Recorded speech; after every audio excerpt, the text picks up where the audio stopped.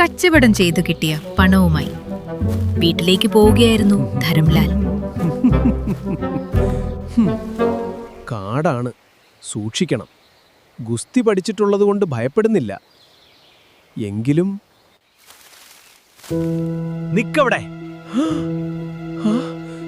ഭയപ്പെട്ടത് സംഭവിച്ചു. കയ്യിലുള്ള പണം തന്നിട്ട് പോ. ഇല്ലെങ്കിലോ? ഇതിൽ 3 വെടിയുണ്ടകളാണുള്ളത്. അത് 3 നിന്റെ നെഞ്ചിൽ തറയ്ക്കും.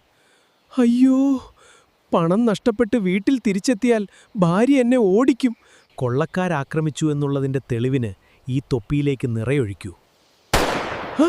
അയ്യോ, സൂക്ഷിച്ച്. ഇനി ഈ കോട്ടില് 2 വെടി. അങ്ങനെ 3 വെടിയുണ്ടകളും തീർന്നു.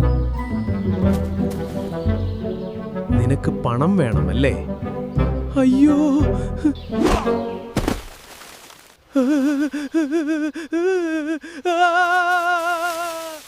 ആവൂ, രക്ഷപ്പെട്ടു.